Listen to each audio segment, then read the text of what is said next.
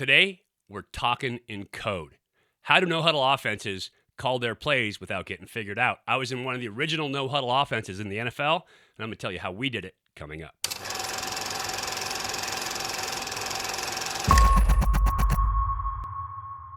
Hey, everybody. Welcome to Elite Athletes TV. I'm Mike Pulaski, former 11-year pro and world champion quarterback. If you're new to the channel and you love football, subscribe, ring that bell. That way you get notified every time we have new content. Give me a thumbs up if you're ready to learn how to speak in code when we're talking about no-huddle offense. Also, leave me a comment down below. Would love to hear from you. And please, share this video out. Share it with your teammates, with your friends. Please help us build this channel so we get more young athletes who understand the game better. Now, let's talk about code words. There are so many no-huddle offenses running these days, but I played in one of the originals with Sam Whyche. He was an innovator on that offensive side of the ball. He ran the West Coast system, but so many teams in the NFL at the time were running that West Coast system that Sam had to come up with a way that he could disguise what you were doing at the line of scrimmage so you could call it, everybody would understand it, but the defense wouldn't be able to key into what you were doing. And so what Sam did is he set up a system where different words and different styles of words meant different things. For instance, let's talk about a simple front side zone running play. It's the boss play, which means back on strong safety. Your fullback is going out blocking force, so the strong safety, and then it's a front side zone behind it. We called it 16 boss, right? One back, 6 hole, boss is back on strong safety, like I said. But because we're calling it the line of scrimmage, if we called it 16 boss every time, then the whole defense would know what we were doing. So instead, we could call it 16 boss, or anything to the right was even. So we could come up to the line of scrimmage and we could say, even Bruce, or excuse me, even boss. Haven't gotten there yet. I'll tell you about that one in a second. And that means 16 boss.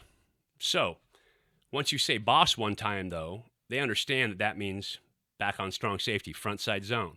So how do you disguise that? Well, at the time, and a lot of the young quarterbacks out there probably don't know this guy, but Bruce Springsteen was a big-time singer. Born in the USA was a song.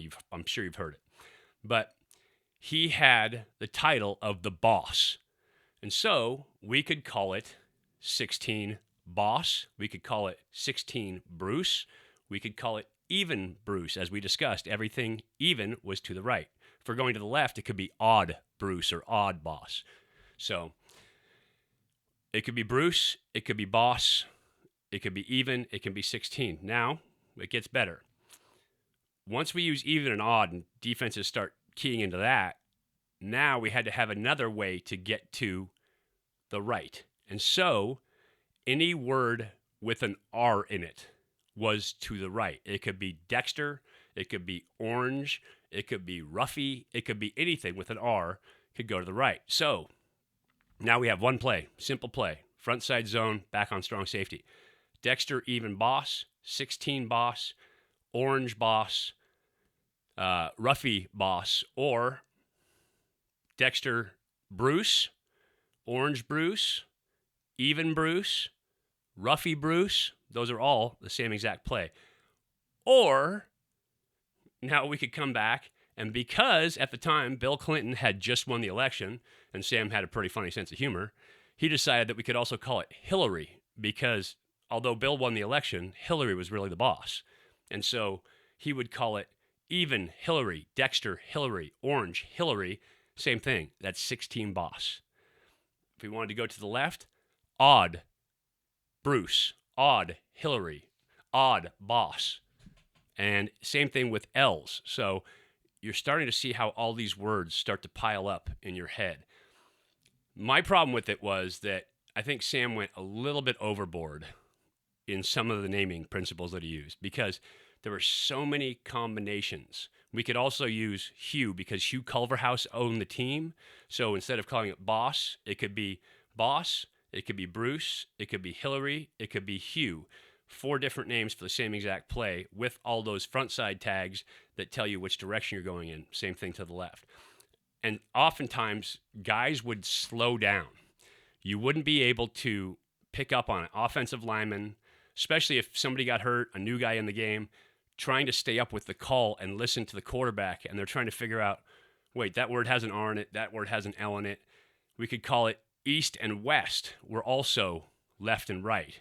East was right because it's the right coast. West, like California, was the left coast, so it was left. And there's just so much going on there. And so sometimes guys would play slow. In today's no-huddle systems, I think they took that extreme from what Sam did and they pulled it back a little bit. You're only going to call each play. Now, 16 boss, you'd probably call it 5-6 times a game. So a couple different ways of calling it would be great. But you're only going to call even your best play 6 times a game. And so having 2 or 3 code words total that you can use, and I know some teams use numbers for one and a name for a second way of calling the same play. And that's a great way to get to it. Rather than having a million different ways to call right and a million different ways to call boss and a million different ways to set formations, have just a couple so that you memorize the first one. You start hard on 16 boss or 17 boss, whatever it is, get that memorized, and then give it a tag where you could call it Bruce, and that's your one code name. Or you can use even for right or left. And that way, it's simple enough that you can catch on to it quickly. You can process not just what play it is, but then you have to get to your assignment. But when you get super enamored with so many code words, with so many different ways to call the play, I think you get yourself in trouble. So that was my experience in that Tampa offense. Sam was an innovator with what he did with that no-huddle in the NFL. He really kind of revolutionized the game. But I think it went a little overboard, and coaches will do that oftentimes. They get caught up in how do you get it just perfect instead of making it fully functional and high speed. As a player, you always want to play fast, and sometimes it's hard to play fast when you're trying to decipher the code in your head. It was like Enigma. We had to figure it out at the line of scrimmage, and that can be tough.